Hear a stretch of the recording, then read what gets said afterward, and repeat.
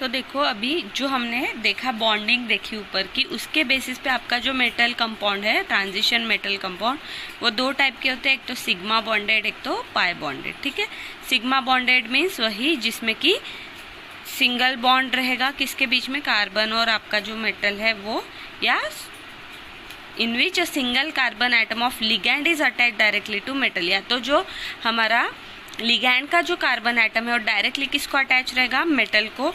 ठीक है, वैसे वाले को हम लोग क्या बोलेंगे, सिग्मा बॉन्डेड ऑर्गेनोमेटेलिक्स। और एक जो रहेंगे वो पाई बॉन्डेड। पाई बॉन्डेड में क्या होगा, बैक बॉन्डिंग होगा, जिसमें कि हमारा जो मेटल है वो डोनेट करेगा। और उसके एग्जाम्पल कैसे, कौन कौन से लिगैंड है, ऐसे CO, RNC, ये C double bond C triple bond C, ये सब है। ठीक है, तो अब ये तो थे कि हमारे जो ऑर्गेनो ट्रांजिशन मेटल कंपाउंड है वो कितने टाइप के रहेंगे। अब उसके बाद हमें देखना है कि जैसे मैक्सिमम टाइम अभी जो हम लोग जब ये ट्रांजिशन मेटल के कॉम्प्लेक्सेस देखेंगे तो आपको कुछ इस टाइप के मॉलिक्यूल्स मिलेंगे।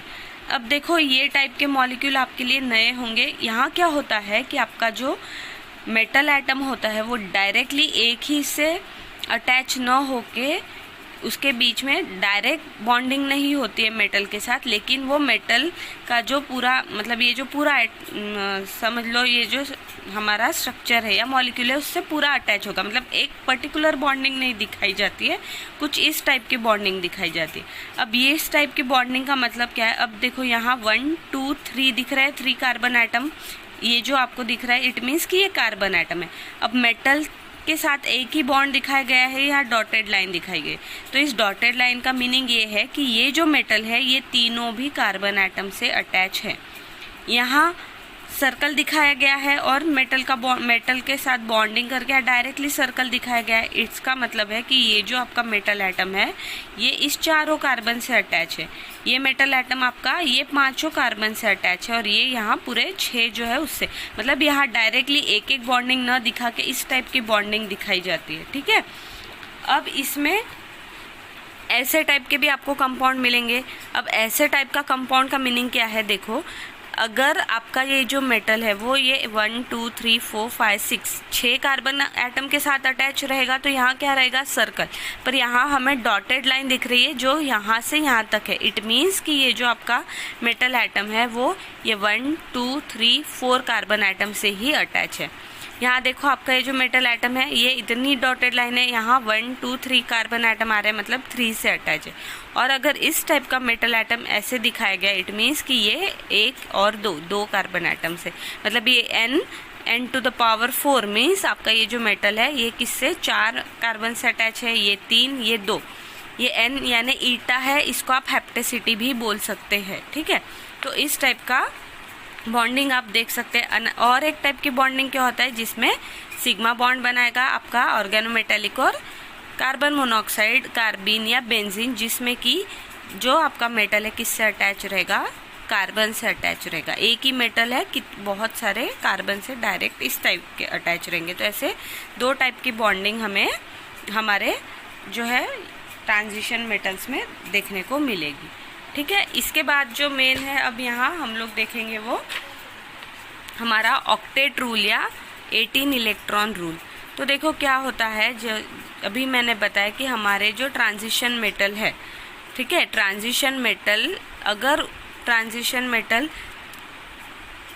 का जो कॉन्फ़िगरेशन है वो 18 इलेक्ट्रॉन हो गया, मतलब अगर ट्रांजिशन मेटल जो है उसमें 18 इलेक्ट्रॉन्स आउटर शेल में आ गए तो वो क्या हो जाता है, सैचुरेटेड, मतलब वो कॉम्प्लेक्स स्टेबल हो जाता है और सैचुरेटेड हो जाता है। इट मीन्स कि वो अपना जो नेक्स्ट उसका नोबल गैस है उसके इक्विवेलेंट हो जाता है, उसका कॉन्फ़िगरेशन उसका जो नेक्स्ट नोबल गैस है उसके इक्वल हो जाता है और वो स्टेबल हो जाता है। तो बहुत इसीलिए हर टाइम आपका जो मेटल एटम है वो क्या करता है, अपने 18 इलेक्ट्रॉन रूल को कंप्लीट करने की कोशिश करता है।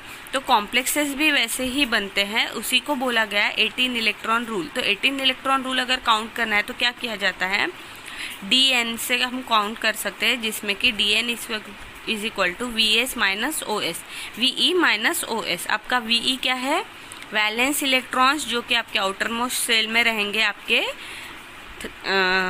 मतलब ट्रांजिशन एलिमेंट्स के, और OS मतलब उसका ऑक्सीडेशन स्टेट। तो देखो यहाँ एक एग्जांपल है, आप उससे समझ सकते हो। अगर आपको जैसे कि FeCO5 दिया गया है, आपको देखना है कि ये सैचुरेटेड है या नहीं है, तो इस केस में हमें इसके लिए क्या देखना पड़ेगा कि ये 18 इलेक्ट्रॉन रूल फॉलो कर रहा है या नहीं है। तो हमें उसका क्या देखना पड़ेगा, पहले उसके वैलेंस इलेक्ट्रॉन। तो Fe मीन्स आयरन। तो देखो जो 3D सीरीज है आपने पढ़ी होगी, स्कैंडियम, टिटेनियम, वैनेडियम, क्रोमियम, ऐसे। तो हम लोग स्क, टी, व, क्र, मन, फे मतलब आयरन। तो उसका हम लोग उसके जो आउटर मोस्ट इलेक्ट्रॉन में आउटर मोस्ट जो शेल है उसमें 8 इलेक्ट्रॉन्स होते हैं। तो देखो Dn उसके आउटर मोस्ट में 8 इलेक्ट्रॉन्स। हर एक कार्बोनिल आपके जब मेटल के साथ अटैच होगा तो वो 2 इलेक्ट्रॉन देगा आपने, ठीक है। तो उसके 2 इंटू 5 CO है तो कितने हो गए 10, और इसके 8, तो 8 + 10 18 इलेक्ट्रॉन आए 18।